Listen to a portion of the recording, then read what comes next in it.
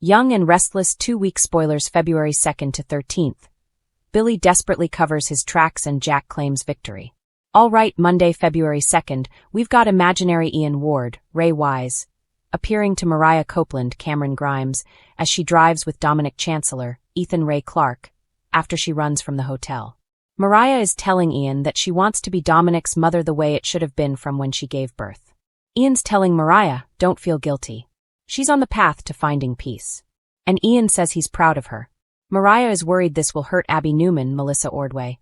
But Ian says, pain is growth.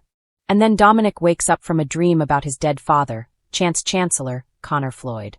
Mariah tells Dominic she's sort of his mom, too, because he grew in her belly.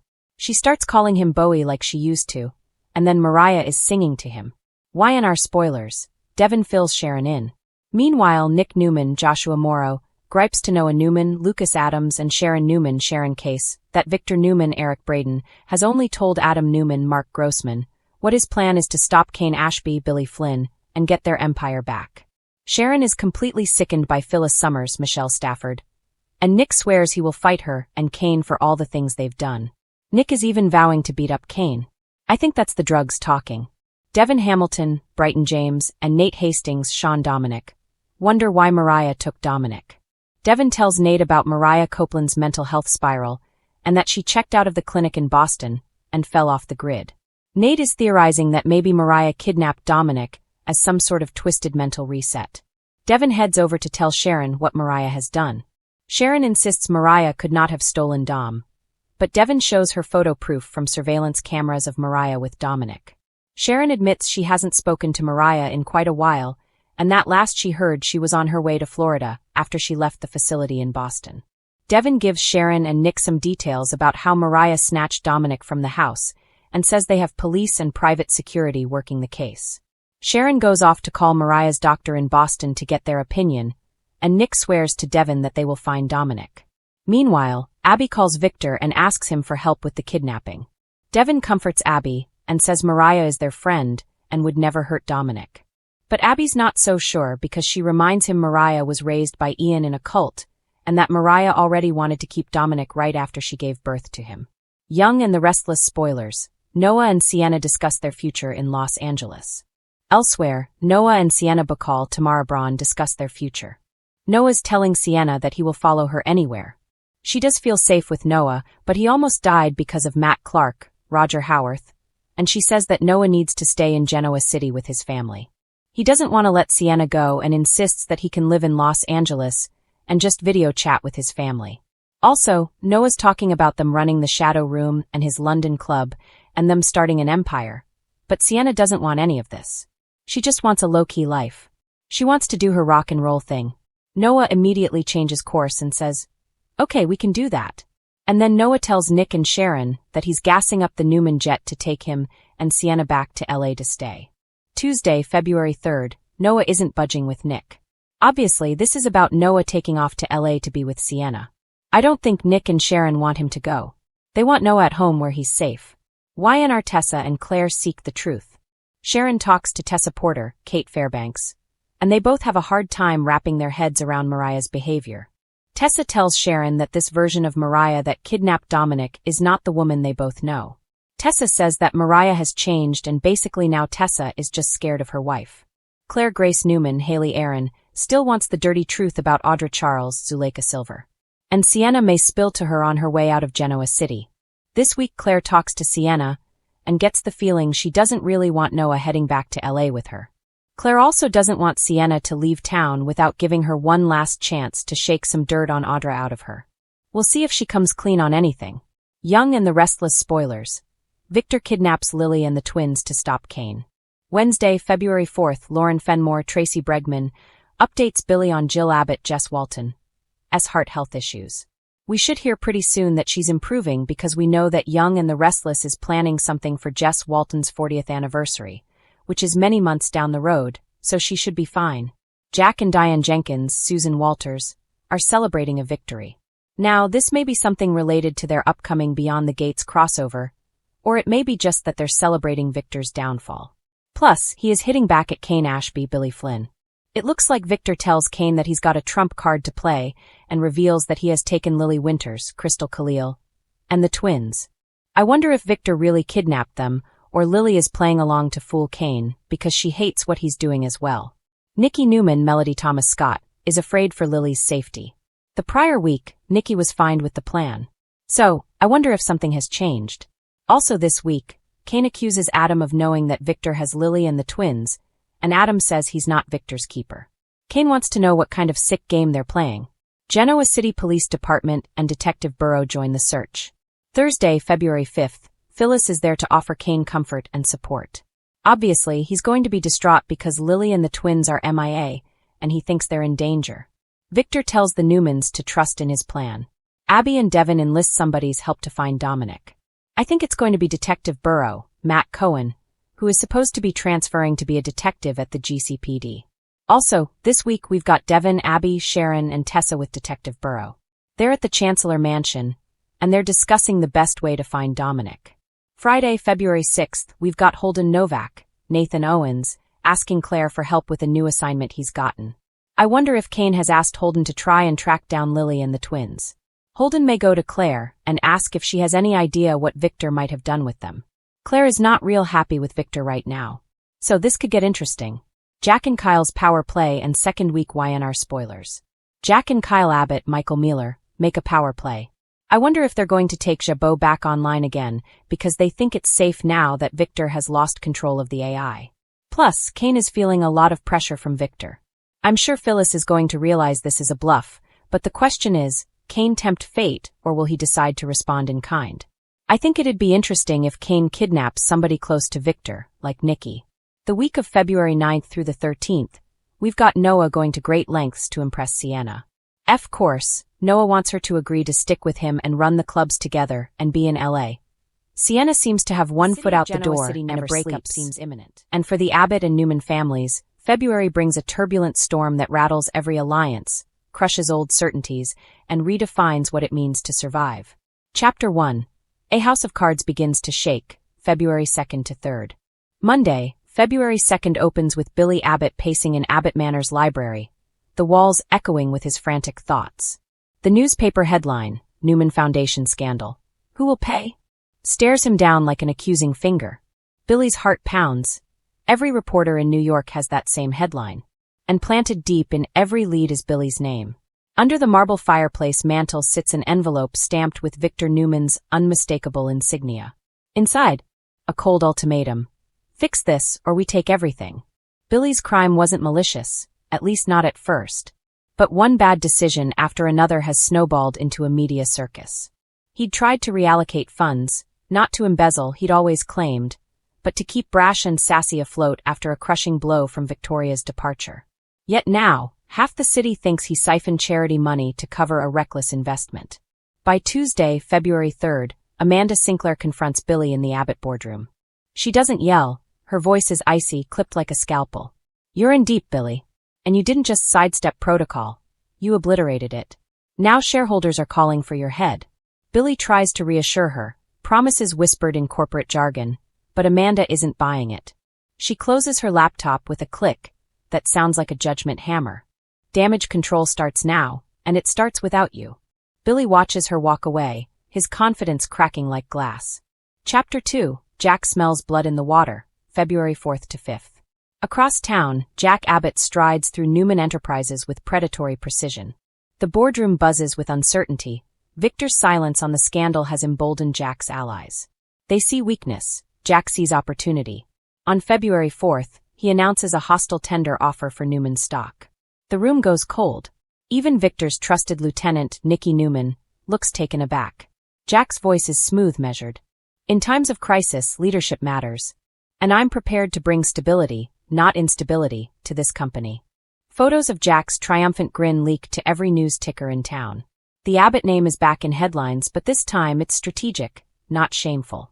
Down in Newman's private office, Victor stares out the window at the skyline, hands clasped behind him. A chess master cornered? Not quite.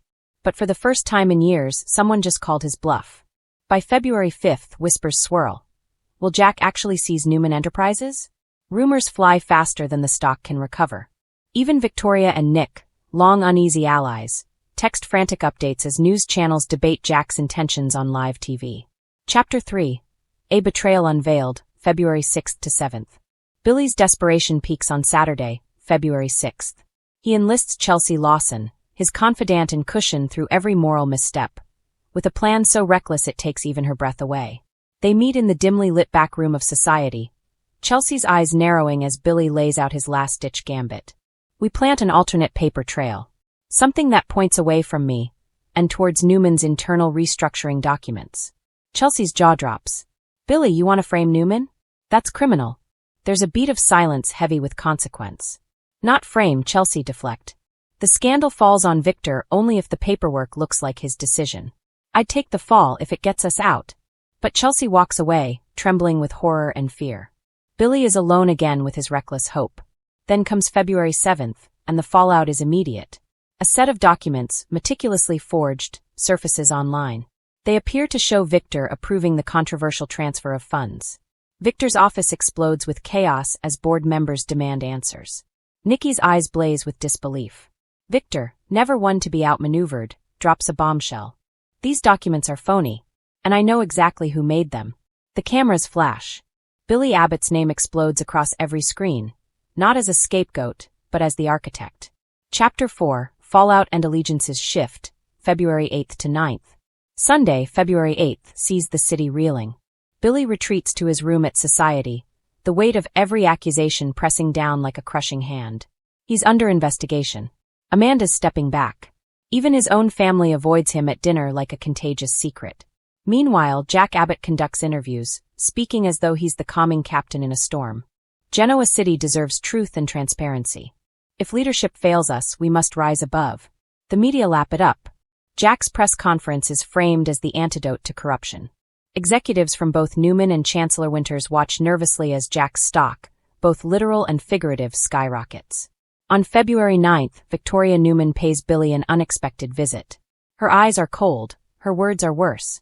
You think this protects Brash and Sassy? You think this protects anyone? All you've done is drag us into a war you can't win.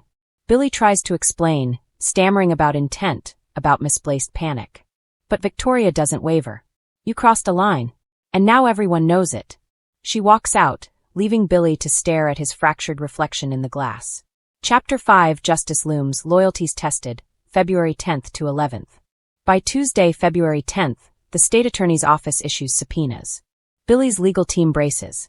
The whispers in hallways are no longer speculation, they're condemnation. It isn't just corporate disaster, it might be criminal charges. Jack, sensing the moment, makes his boldest move yet. He approaches Nikki Newman privately with a partnership proposal. Not hostile takeover. A merger instead, Abbott plus Newman working as equals. Nikki's face is unreadable. Victor's pride won't allow it. Jack smiles carefully. Maybe not. But he's distracted. It's a gambit that unsettles Nikki. Because Jack means it. And for the first time in years, Nikki wonders if the Abbotts truly are the future. That night, February 11th, Billy meets with his lawyer, who offers a grim assessment. You made decisions that look intentional. We can fight it, but the evidence stack is enormous. Billy's head spins. As they talk, Billy's phone buzzes. It's Lily. Her message is brief but shattering. We need to talk. Billy's heart sinks. Chapter 6, Hearts at War, February 12th. Thursday, February 12th brings more than legal jeopardy. It brings emotional reckoning. At Crimson Lights, Billy and Lily sit opposite each other, silent at first. Then Lily speaks, voice trembling. This, whatever this is, it's more than business. You've dragged us all into something dangerous. Billy tries apologizing, but his words fall flat like dying embers. Everything I did was to save something. Us, Brash and Sassy, my reputation. Lily interrupts. It was self-preservation, Billy. Sometimes saving yourself hurts everyone else. Tears press at her eyes, not just anger, but heartbreak older than this scandal. Billy reaches for her hand, but she pulls away. I don't know you right now. It's a blow sharper than any headline. While Billy stares into his coffee, defeated, Jack Abbott watches from across the cafe window, unseen but present. The pieces are aligning in his favor. Business deal in motion, Victor weakened, Newman hesitant. Chapter 7, Jack's moment of triumph has never been short on secrets, but when Devin Hamilton decides to finally open up to Sharon Newman, the the ripple effects are far bigger than either of them expects. What starts as a calm, almost therapeutic conversation quickly turns into a turning point that could reshape multiple lives and ignite conflicts that have been simmering just beneath the surface for months. Devin isn't a man who talks just to talk. When he chooses to confide in someone, it's because he's reached a breaking point. And Sharon, with her therapist instincts and deeply personal history with nearly everyone in town, proves to be the one person capable of truly hearing what Devin is about to reveal. A chance encounter with big consequences. The moment happens quietly. No shouting. No dramatic entrances. Just Devin and Sharon crossing paths, perhaps at society, Crimson Lights, or even the park, both carrying emotional baggage they've been trying to manage on their own. Sharon senses it immediately. She always does. Devin looks distracted, weighed down, and emotionally exhausted. This isn't about business. This isn't about money or power. This is about family, loyalty, and a fear he hasn't said out loud yet. When Sharon gently asks if he's okay, Devin almost brushes her off. Almost. But something in her calm presence breaks through his defenses. And that's when Devin decides to talk. Devin's confession, control, fear, and Dominic. Devin finally admits what many fans have suspected for a while. He's struggling more than he lets on when it comes to Dominic. On the surface, things may appear stable, but underneath, Devin is battling a storm of fear, guilt, and unresolved trauma. He tells Sharon that every decision feels like a potential disaster. Is Dominic safe enough? Is he being raised the right way? Is Devin doing enough, or too much? Devin confesses that he's terrified of losing control, not just over Dominic's future, but over his own emotions. The more he tries to protect his son, the more he realizes he might be pushing people away, especially Abby. Sharon listens carefully, never interrupting, letting Devin unravel at his own pace. She recognizes the signs, not of a bad father, but of a man who is haunted by loss and determined not to repeat it. Sharon's perspective hits home. Sharon doesn't lecture. She doesn't judge. Instead, she shares something deeply personal. Her own struggles as a parent, the mistakes she made while trying to protect her children, and the damage that can happen when fear starts driving decisions. She gently suggests that Devin's need for control may be rooted in grief. The loss of his own parents, the instability of his early life, and the constant fear that happiness never lasts. That lands hard, because Sharon is right. Devin realizes he's been reacting, not thinking. Protecting, not trusting. And worst of all, he's been assuming that if something goes wrong, it will be entirely his fault. Abby becomes the unspoken issue. Even though Abby's name isn't said at first, she looms over the conversation. Sharon can see it. Devin's tension spikes the moment Abby is indirectly mentioned. His voice tightens. His words become careful. This isn't just about parenting differences. This is about trust. Devin finally admits that he's afraid Abby sees him as overbearing, or worse, as someone who doesn't believe she's capable of being Dominic's mother without constant oversight. That realization devastates him. He never wanted to hurt Abby. He wanted to protect Dominic. But now he's forced to confront the possibility that his actions may be pushing Abby further away, emotionally and legally. Sharon warns him gently, once trust cracks, it's hard to repair. And if Devin doesn't address this now, things could spiral fast. A warning Sharon can't ignore. Here's where things take a sharper turn. Sharon reveals that she's heard whispers, concerns from others in town who are beginning to notice the tension between Devin and Abby. Nothing official yet. No legal moves. But the unease is growing. And in Genoa City, unease never stays quiet for long. Devin is shaken. The idea that people are watching, judging, makes him realize how close he may be to crossing a line he can't uncross. Sharon urges him to talk to Abby honestly, before misunderstandings turn into battles. She reminds him that silence often causes more damage than the truth ever could. Devin's moment of clarity. For the first time in a long while, Devin breathes. Really breathes. He admits that he doesn't want a war. He doesn't want Dominic caught in the middle. And he definitely doesn't want to become the kind of parent who confuses control with love. This conversation with Sharon does something powerful. It forces Devin to look inward instead of outward. To question his motivations instead of blaming circumstances. And that self-awareness could change everything. But is it too late? Here's the catch. While Devin is gaining clarity, others may already be making moves. Abby has been feeling increasingly boxed in, unheard, and scrutinized. If she believes Devin doesn't trust her, she may decide she needs to protect herself, and Dominic, before things escalate further. Meanwhile, Devon's sudden emotional shift may come just a little too late to stop the wheels already turning. Sharon knows this too. She can see the timing is dangerous. And that's what worries her most. Sharon's burden, keeper of the truth. By the end of their conversation, Sharon is holding a heavy responsibility. She now understands Devon's fears, but she also sees how fragile the situation really is. Does she encourage Abby to be patient? Does she stay out of it entirely? Or does she quietly prepare for the fallout she senses is coming? Sharon has spent years trying not to interfere, but when children are involved, her instincts kick in hard. And Genoa City history tells us one thing clearly. When Sharon Newman feels compelled to act, things rarely stay calm. What happens next? Spoilers suggest this conversation is only the beginning. Devon may attempt a heartfelt conversation with Abby, but emotions are high and trust is already strained. One wrong word could undo all the progress he's just made. At the same time, Sharon's role as confidant may pull her deeper into a conflict she never intended to join.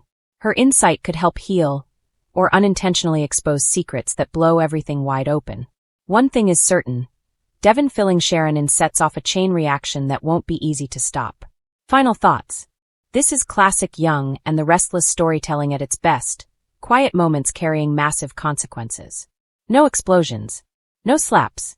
Just truth, fear, and emotional honesty slowly reshaping relationships. Devon's vulnerability makes him more human than ever. Sharon's wisdom reminds us why she remains the emotional anchor of Genoa City. And Dominic's future hangs in the balance as adults wrestle with resurfacing in the Young and the Restless, especially when love, regret, and unfinished business collide. That's exactly what's happening as Noah Newman finds himself at a crossroads. One that could pull him permanently away from Genoa City and straight into a new life in Los Angeles with Sienna. And make no mistake, this conversation changes everything. A reunion that hits different. When Noah first crossed paths with Sienna again, neither of them expected the emotional tidal wave that followed. Their history wasn't just a fling, it was real, raw, and unresolved. Back then, Noah left Los Angeles chasing clarity, hoping distance would quiet the noise in his head. Instead, it amplified what he lost. Now, with Sienna back in his orbit, those buried feelings have exploded back to the surface. Their latest heart-to-heart doesn't happen in a dramatic public showdown or over raised voices. It's quiet, intimate, dangerous in its honesty. Sitting together, far away from the chaos of the Newman family, Noah and Sienna finally say the things they were too scared to admit before. And what comes out? Neither of them ever really moved on. Sienna lays it all on the line. Sienna doesn't sugarcoat things. She tells Noah that Los Angeles never felt the same after he left. Sure, she built a life, career moves, new connections, new routines, but something always felt missing. Noah was the what-if she could never shake. What shocks Noah most is Sienna's confession that she waited for him longer than she ever admitted. She didn't chase him to Genoa City because she didn't want to pressure him. She wanted him to choose her freely, or not at all.